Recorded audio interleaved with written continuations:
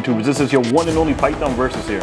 And today, guys, we're going to be checking out the Scar 15P button 300 Blackout. This is the future. Now, when FN decided to launch the Scar 15P, matter of fact, when it was announced, I was very excited until I heard it was being announced in 5.56. Right there and then, I decided that, yeah, it's not going to be for me. One, because I felt that the barrel was a bit too short, since the barrel is I believe it's 7.5. It's a 7.5 inch barrel. I feel for 5.56, that's a bit short. So I decided to just skip on it. Now, I'm a huge Scar guy. I have the 17 and the 16, and I'm trying my best to get the 20. It's been a little difficult path on the 20, but the 15, I always wanted to add it to my collection, but I couldn't justify being in 5.56. Then afterwards, a few months ago actually, I heard that the 300 Blackout version was coming out, and I just had to jump on that. I feel that for 300 Blackout, especially for how short this barrel is, it's perfect.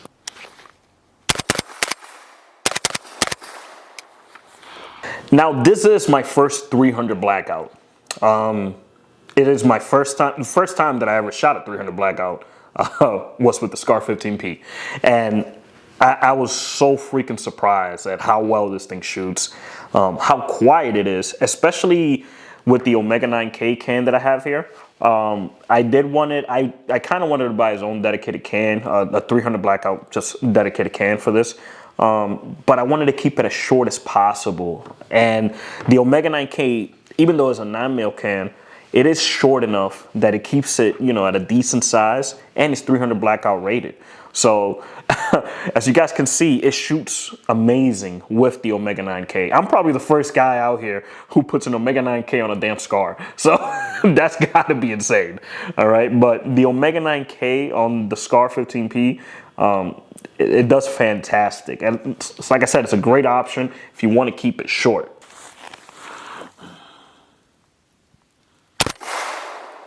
Now, I didn't do any modifications to the Scar 15P. I just SBR'd it, and that's pretty much all I did to it. Besides that, I wanted to keep the tradition with the UGG boot itself.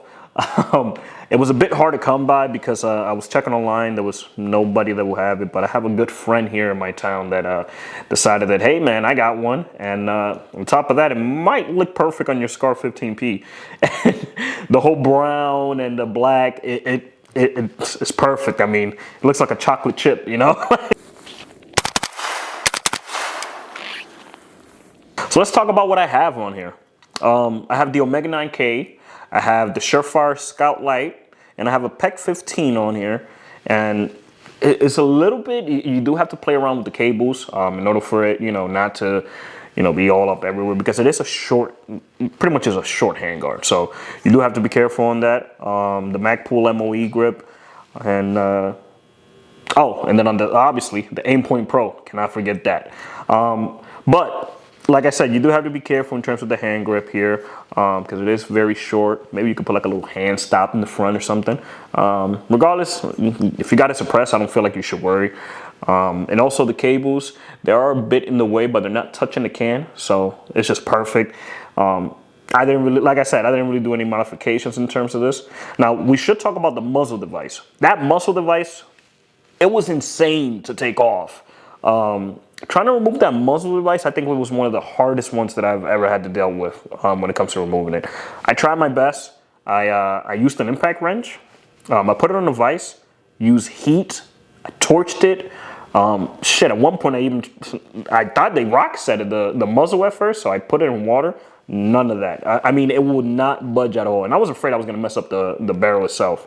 So I took it to a gunsmith, and he managed to remove it. But the muzzle device pretty much, it survived, but it was beat up to crap when he gave it back to me, because he pretty much just stated, yeah, that's one of the hardest muzzle device he has ever dealt with to remove on a barrel. And I dealt with a lot of bad ones, especially the 6 Spear LT. For some reason, that one, they rock set it, but it is annoying to take off. So if you do buy one of these, just keep that in mind. I believe the 5.56 version does not have that problem, but if you check all over Reddit, The 300 Blackout version does have that big problem with the muzzle. So just keep that in mind that you may need to take it over to a gunsmith just to remove that muzzle if you have the 300 Blackout version. Now this gun itself, it will pretty much be my hiking, because I will be taking this when I go on hikes and stuff, and my truck gun itself. I do live in bear country, pretty much. Here in Alaska, you know, there's a lot of freaking bears. So yeah, I need something that will get, you know, will have a little bit of more of a punch. And a 300 Blackout, you know, I feel like that would be perfect for when we're out hiking out here. You know, in the mountains and stuff. This is just perfect. So people have hunted with 300 Blackout rounds. I don't think you would be hunting with something this short though, but people have hunted with 300 Blackout rounds. But yeah, man, this would be perfect for that scenario. You know, if I'm out hiking or if I'm out, you know, just pretty much on a long trip. This could be the truck gun itself. It's just perfect. I will be doing a video soon on that in terms of like my truck guns, my, you know, my favorite PCCs, my favorite, you know, PDWs. So stay tuned for that. Besides that though, the Scar 15P is just fantastic. This is how it should have came from factory. And I feel that, you know, FN finally learned that. I mean, they did listen. We did ask about this. We did say, hey, you know, why not release this in 300 Blackout? And they did listen, so I'm glad they did. Shooting this also as well is not gassy. I know in the videos you guys saw that, you know, first of all, it's very cold here in Alaska. It was -2 when I went and shot this for you guys. So I feel like I earned a subscription there from you guys, you know, and hit that like and subscribe button if you haven't. But like I said, when you guys saw me shoot this, it wasn't gassy at all. My eyes were not burning. I do have it. There's 2 positions on the gas regulator here. It's left and right. I believe left is subs and right is super. I was gonna get like a 3 selector switch that I believe I forgot who sells it, but there is a 3 selector switch for the 15P, but I feel it's unnecessary. I feel you don't really need it. Probably in the near future I will do a video on it though. I'll just buy it and see if it makes any difference. But so far with just the stock one in there, there's no issue. I feel like it's fine. It's perfect. I feel like FN thought about it and was like, yeah, maybe we need to, because as you guys may know, there are other gas regulators or the little gas plugs that they have on the 15 and 17. They're garbage, all right? Those were garbage. I didn't even think they thought about that one. But on this one, I feel like they did. So I'll probably do like an in-depth video on it, and when I switch it out and compare it to another gas regulator and see maybe if there's something, you know, that's probably different on it. Another thing, guys, in case you guys are worrying about the charging handle, it does come with this charging handle. It has like a little flip-up charging handle you can add on there, which is amazing. I'm glad they added that in there. And it's also non-precipitating. I believe that's how you say it.